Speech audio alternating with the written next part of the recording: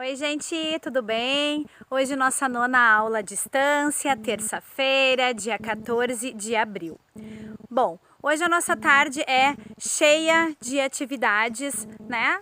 Eu acho que não são aquelas atividades prediletas de vocês, né? Mas são as atividades do dia: história, geografia e filosofia. Na nossa aula de história, a gente vai falar um pouquinho sobre as religiões. Primeira pergunta, né? Qual é a diferença entre religião e religiosidade? Religião, gente, é um conjunto de crenças, né? Alguns de vocês vão dizer que são da religião católica, outros são evangélicos, espíritas, enfim, né? Tem várias possibilidades possíveis.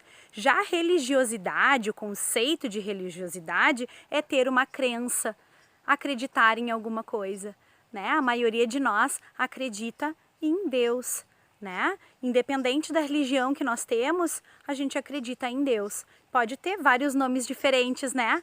Mas acreditamos em Deus, tá? Então essa é a primeira questão do dia, a diferença de religiosidade e de religião, que eu acabei de responder aqui para vocês. Depois, né, vai mostrar algumas peculiaridades sobre as várias religiões que se professam, né, que existem aqui no Brasil. Tá? Existem religiões em outros lugares do mundo que a gente não tem aqui no Brasil.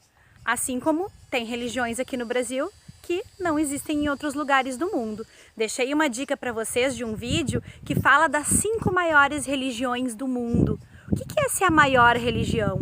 É aquelas que são professadas, né? Que são a crença de mais quantidade de pessoas. Então a minha pergunta para vocês é, vamos ver se vocês vão acertar depois. Qual é a religião mais professada no mundo todo? O que vocês acham? Eu tenho a minha ideia. Não vou dizer para vocês, tá? Vocês assistam o vídeo e depois na hora do nosso Meet a gente vai conversar, tá bom? Bom, passando para a aula de geografia, a gente vai falar sobre diversidade cultural. Todo mundo já sabe, a gente já falou, o que significa diversidade, né? É uma quantidade grande, é ser diverso, é ter muitas possibilidades. E a diversidade cultural no Brasil, hein, gente? Ó, um mundo de possibilidades. O que vocês acham? Aqui no Rio Grande do Sul, a gente vai ao fandango, a gente toma chimarrão, come churrasco. Em Santa Catarina é igual? No Paraná é igual? No Nordeste é igual? Não, né? A gente até comentou esses dias, e aqui no Rio Grande do Sul a cultura do carnaval não é tão grande. Existe, mas não é aquela coisa grandiosa como em São Paulo e no Rio de Janeiro, no Nordeste, né? Então, ó, é uma coisa diversa, né? Aqui a gente vai ao fandango. Em outros lugares vão as rodas de samba. Não que aqui no Rio Grande do Sul não tenha roda de samba, ou em São Paulo não tenha fandango, mas a cultura é desta região aqui, ou daquela região lá, desculpem, né? Outra coisa interessante são as comidas típicas, né? Os pratos típicos, a fruta típica, a flor típica, tudo isso tem a ver com a diversidade cultural. Aqui no Rio Grande do Sul, que é onde a gente mora, né, gente, temos muitas influências de espanhóis, de portugueses também, claro, de italianos, de alemães aqui na região onde a gente mora, né? Prova disso é que a gente comemora aqui em Estância Velha o Kerb todo ano, né? Em Novo Hamburgo o Kerb já não é tão famoso, tão grande. As pessoas vêm de Novo Hamburgo para Estância Velha ou para Dois Irmãos para participar do Kerb, porque é uma atividade típica, né? Claro, Novo Hamburgo também é de origem alemã, assim como Estância, mas lá não se cultivou a ideia do Kerb, tá?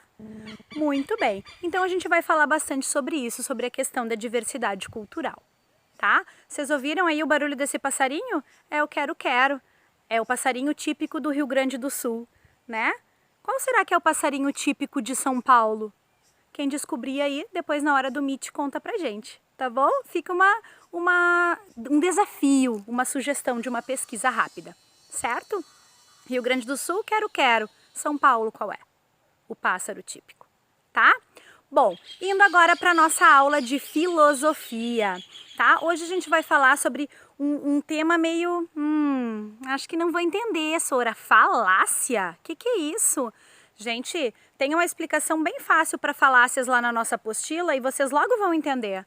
É a mesma coisa do que fake news, né? São coisas que são colocadas como uma verdade, mas que quando a gente vai pesquisar a fundo, a gente vai olhar de onde veio essa informação, não era bem assim, né? Não era verdade, tá? Hoje em dia, né, a gente tem que estar sempre de olho quando a gente vai ler uma notícia, quando a gente vai compartilhar numa rede social, né, uma informação. É verdade ou é uma falácia? Isso é bem importante a gente se dar conta e isso faz parte do nosso crescimento como cidadão consciente, né? Como uma pessoa que sabe a respeito do que ela está falando. Isso faz a gente crescer, né, intelectualmente como um cidadão, certo? Então, reconhecer uma falácia e não passar adiante as falácias é muito importante. Na sociedade de hoje, né, quando a gente vê tantas informações novas todos os dias, a gente precisa ir a fundo para descobrir se aquilo ali é uma verdade ou não, tá? Então, essas 3 disciplinazinhas são as que a gente vai trabalhar hoje à tarde, certo?